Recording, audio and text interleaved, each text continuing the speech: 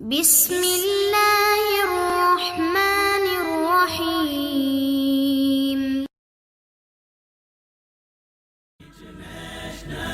Islamic Research Center. السلام علیکم ورحمۃ اللہ وبرکاتہ۔ الحمدللہ والصلاۃ والسلام علی رسول اللہ، اما بعد۔ ایمان کی 69 شاخیں ہیں یا 60 سے اوپر کچھ شاخیں ہیں، تو ان میں سے تیسرا درجہ یا ایمان کی تیسری شاخ وہ ہے اللہ رب العزت کی طرف سے نازل شدہ کتابوں پر ایمان لانا۔ تو اللہ رب العزت کی طرف سے نازل شدہ کتابوں پر ہم ایمان رکھتے ہیں کہ وہ اللہ رب العزت کی طرف سے نازل شدہ تھیں، اور اللہ کے چند انبیاء کرام جیسا کہ 4 کتابیں نازل ہوئی ہیں، اللہ رب العزت نے وہ کتابیں اپنے ان نبیوں کی طرف نازل فرمائی تھیں۔ انہی میں سب سے پہلی جو کتاب ہے اسے تورات کہا جاتا ہے، حضرت موسیٰ علیہ السلام کو دی گئی، جس کے متعلق اللہ رب العزت سورۃ المائدہ میں ارشاد فرمایا اِنَّا أَنزَلْنَا التَّوْرَاةَ فِيهَا هُدًى وَنُورٌ۔ ہم نے موسیٰ علیہ السلام کو یہ جو تورات ہے یہ عطا فرمائی تھی، اور اس میں ہدایت اور نور ہے۔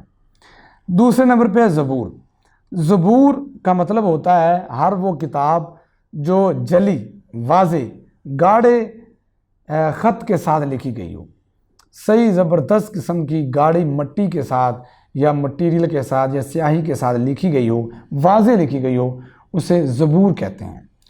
تو یہ جو زبور تھی یہ بھی ہم سمجھتے ہیں کہ آسمانی کتاب تھی، اور یہ اللہ رب العزت نے اپنے پیارے بندے حضرت داؤد علیہ السلام کو عطا فرمائی تھی، جیسا کہ اللہ رب العزت نے سورۃ النساء میں ارشاد فرمایا وَآتَيْنَا داؤد زبورا، ہم نے داؤد علیہ السلام کو زبور عطا کی تھی۔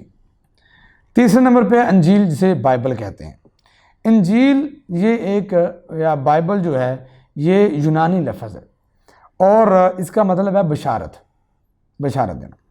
تو یہ جو اللہ رب العزت کی کتاب انجیل ہے یہ اللہ رب العزت نے حضرت عیسیٰ بن مریم ان کے اوپر نازل فرمائی ہے، جسے عیسائی اپنی رہنما کتاب سمجھتے ہیں، لیکن آج وہ اپنی اصلی شکل کے اندر نہیں ہے۔ یہ بھی ہمیں قرآن پاک نے بتایا۔ ہم ان تینوں کتابوں کو اور اس کے بعد آنے والی آخری کتاب اللہ رب العزت کا قرآن پاک، ہم اس کی تصدیق کرتے ہیں۔ پہلے تینوں کی تصدیق کرتے ہیں کہ وہ اللہ کی طرف سے نازل ہوئی تھیں، یہ تصدیق نہیں کرتے کہ اس وقت جو موجود ہیں وہ بھی سچی ہیں اور ان میں بھی ہدایت ہے اور ان میں بھی نور ہے، ایسا نہیں ہے۔ ہم یہ مانتے ہیں کہ یہ 3 انبیاء کرام پر نبی پاک سے پہلے اللہ نے کتابیں نازل کی تھیں، لیکن اس کے ساتھ ساتھ ہمارا یہ بھی ایمان ہے کہ اب ان میں تحریف ہو چکی ہے یا وہ ناپید ہو چکی ہیں، ان میں اپنی من چاہی، اپنی من مرضی کے فیصلے لکھ لیے گئے ہیں اور عبارتیں داخل کر لی گئی ہیں۔ چوتھے نمبر پہ ہے قرآن پاک۔ قرآن یہ قارآ سے اسم مصدر ہے، مصدر بمعنی مبالغہ ہے، مبالغے کے طور پہ استعمال کیا جانے والا بہت زیادہ پڑھے جانے والی کتاب۔ ہم اسے اللہ رب العزت کی طرف سے نازل ہونے والی کتابوں میں سب سے آخری کتاب مانتے ہیں، اور اس کو ہم تمام پہلی کتابوں کی ناسخ مانتے ہیں، اور اس کتاب کو ہم اب تا قیامت ہدایت والی آخری کتاب مانتے ہیں۔ یہ عربی کے اندر نازل شدہ ہے۔ اللہ رب العزت نے اس کے متعلق ارشاد فرمایا اِنَّا أَنزَلْنَاهُ قُرْآنًا عَرَبِيًّا لَعَلَّكُمْ تَعْقِلُونَ، ہم نے قرآن پاک کو نازل کیا ہے عربی میں تاکہ تم جان سکو۔ عربی ایک فصیح زبان ہے، ایک بلیغ زبان ہے، اور ایک دائمی رہنے والی انشاءاللہ تعالی زبان ہے، اس لیے اللہ نے قرآن پاک کو اس زبان میں نازل کیا جس میں ایک لفظ بولنے سے اس کے کئی ایک معنی نکل سکتے تھے۔ ہر زبان بولنے والا بندہ اپنی مرضی سے اس کا کوئی معنی نکال سکتا ہے، لیکن وہ معنی حدیث کے اور فہم صحابہ کے مطابق ہونا چاہیے، ان سے ٹکراؤ والا یا الگ والا معنی نہیں ہونا چاہیے۔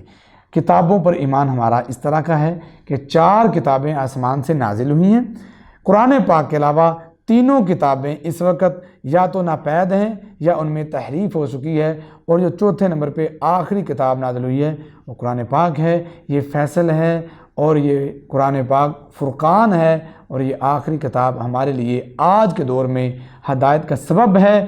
جو اس سے اعراض کرتا ہے، اس کو چھوڑتا ہے، ایسا شخص گمراہ ہے۔